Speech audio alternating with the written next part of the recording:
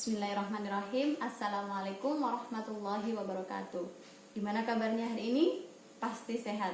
Semoga amin. Oke, di sini saya akan melanjutkan pembelajaran sebelumnya yang membahas tentang bilangan berpangkat atau disebut juga dengan eksponen.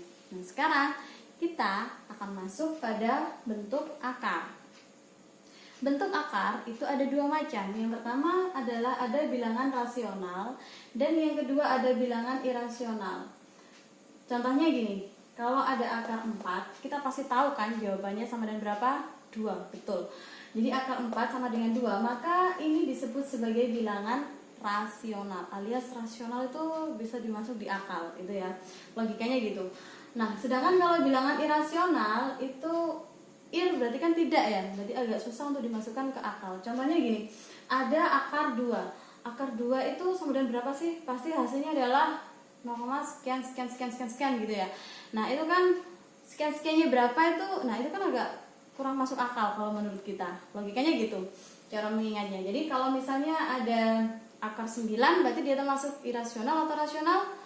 Akar 9 adalah rasional. Sedangkan kalau misalnya saya punya akar 3, berarti akar 3 itu masuk rasional atau irasional? Karena akar 3 itu nggak tahu ya kita jawabnya berapa, pasti 0, sekian, maka itu disebut juga dengan bilangan irasional. Jadi gitu ya. Bisa kan bedakan? Lanjut. Sekarang kita masuk pada sifat-sifat bentuk akar. Yang pertama, jika ada bentuk akar A pangkat N ya, maka dia sama dengan A. Di sini kan pangkatnya sebenarnya 1 ya, tapi tidak ditulis. Nah, ini bisa jadi 1 per yang dalam per yang luar. Cara ngingatnya gitu. Jadi di sini 1, di sini 1 per N. Berarti kalau yang sifat kedua sudah otomatis dia berarti pangkatnya yang dalam dibagi pangkat yang luar, yaitu M per N.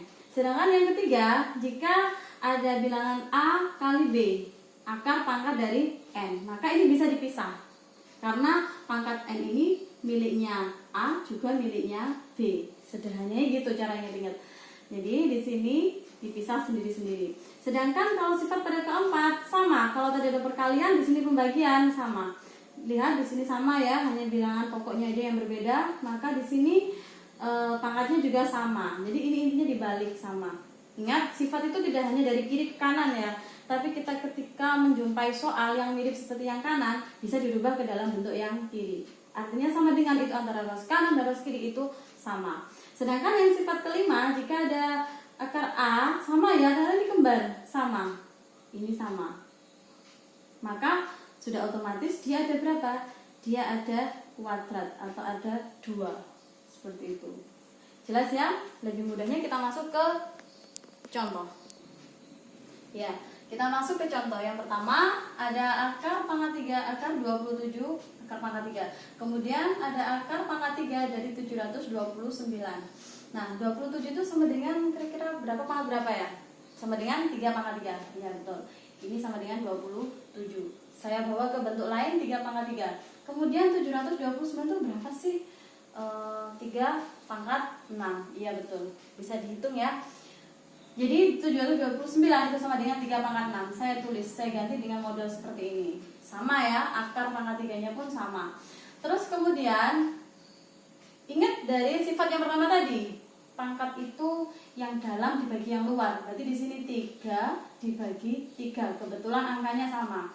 Terus di sini yang dalam adalah 6 dibagi 3. Berarti 6 dibagi 3. Akarnya sudah hilang. Bentuknya seperti ini. Kalau seperti ini kita sudah ingatkan sama sifat dari bilangan berpangkat yang kemarin. Jadi sebelumnya kita operasikan dulu. Yang pertama 3 dibagi 3 adalah 1 ya. 6 dibagi 3 adalah 2. Oke, bilangan pokoknya sama, maka ini pangkatnya tinggal ditambahkan. 1 tambah 2 sama dengan 3. Jadi 3 pangkat 3. 3 pangkat 3 adalah 27. Jadi ini bentuk sederhananya. Oke? Ya. Sekarang kita masuk ke materi merasionalkan penyebut bentuk akar. Ingat, kalau penyebut berarti yang atas atau yang bawah? Penyebut adalah yang bawah, betul. Yang perlu kita rasionalkan ketika kita menjumpai persoalan bentuk akar itu adalah penyebutnya. Yang perlu diingat yang pertama, jika ada akar A, temennya adalah adalah sama, yaitu dengan akar A, sekawan. Sekawan itu temennya. Nah, kalau ada A min akar B, maka sekawannya, ingat kalau di sini min maka di sini plus, sekawannya adalah positif. Jika ada akar A min akar B, berarti sekawannya adalah akar A plus akar B. Mudah ya mengingat? Mudah, hanya sekawan. Sekawan itu pasangan, anggap aja seperti itu. Contoh yang pertama, rasionalkan bentuk A 4 per akar 2. Gimana sih cara merasionalkannya? Mudah. 4 per akar 2 kita tulis, kemudian dikalikan dengan sekawannya. Sekawan dari penyebut, yang dimaksud adalah sekawan dari ini, akar 2. Sekawan dari akar 2, ingat di sini ya, berarti tetap akar 2 dikalikan akar 2 dibagi akar 2. Nah, di sini. Kalau sudah kita kalikan ya, 4 dikali akar 2 adalah tetap 4 akar 2 dibagi akar 2 kali akar 2 itu sama dengan akar 2 kuadrat. Kalau di sini ada kuadrat, di sini ada akar, maka dia bisa dicoret. Berarti dia hasilnya sama dengan 2. Saya tulis di sini 2, 4 akar 2-nya tetap 4 dibagi 2 sama dengan 2. Berarti hasilnya adalah 2 akar 2. Jelas ya? Langsung ke contoh selanjutnya yang kedua.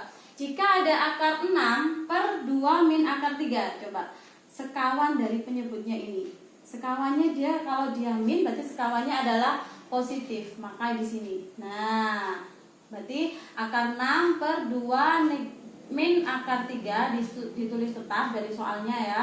Terus kemudian dikalikan dengan sekawannya, yaitu 2 plus akar 3 per 2 plus akar 3. Ingat, di sini harus sama ya. Selanjutnya akar 6 dikalikan, saya tulis seperti ini ya. Akar 6 dikalikan 2 ditambah akar 3. Apa adanya di atas saya tulis seperti ini, hanya disisihkan dengan sebuah tanda kurung. Kemudian dibagi 2 min akar 3 dikalikan 2 ditambah akar 3. Ingat ya, di sini operasinya jangan langsung, tapi di sini ada perkalian 2 gunung. Kalau ingat dulu gimana caranya waktu MTS atau SMP pasti diajarkan perkalian 2 gunung, yaitu akar 6 dikalikan 2 sama dengan 2 akar 6. Kemudian akar 6 ditambah ya, akar 6 dikalikan akar 3. Akar 3 kali akar 6, saya tulis apa adanya. Terus kemudian 2 min akar 3 dikalikan 2 plus akar 3, berarti ini dua-duanya kita tulis perkalian 2 gunung dan 2 lembah ya. Jadi 2 akar 6 ditambah akar 3 dikali akar 6 tetap seperti atas, tapi yang bawah 2 dikali 2 sama dengan 4 dikurangi ya, dikalikan 2 lagi dikalikan dengan akar 3, berarti 2 akar 3 gitu ya. Terus kemudian ya, min akar 3 dikalikan 2 berarti di sini min 2 akar 3. Saya balik aja. Terus plus kali min hasilnya min ya. Berarti di sini akar 3 dikalikan akar 3. Berarti akar 3-nya ada 2 kuadrat. Nah, kalau di sini ada plus, coba ini kan sama ya kalau dilihat. Tapi tandanya saja beda. Berarti kalau di sini ada plus, di sini ada min, berarti dia bisa dicoret. Nah, habis. Kemudian di sini ada kuadrat, ada akar pangkat 2, berarti ini juga bisa dicoret. Nah, berarti langsung saja min 3. Berarti 2 akar 6 seperti yang di atas. 3 kali 6 adalah 18. Kemudian 4 langsung saja dikurangi 3 karena ini sudah habis. 4 dikurangi 3 sama dengan 1, 2 di akar 6 ditambah 3 akar 2. Dari bentuk lain ini ya, akar 18.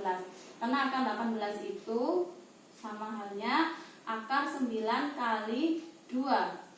Akar 9 adalah, nah kalau ingat sifatnya kan begini ya, akar 9 adalah 3, di sini akar 2 tetap, berarti 3 akar 2 itu.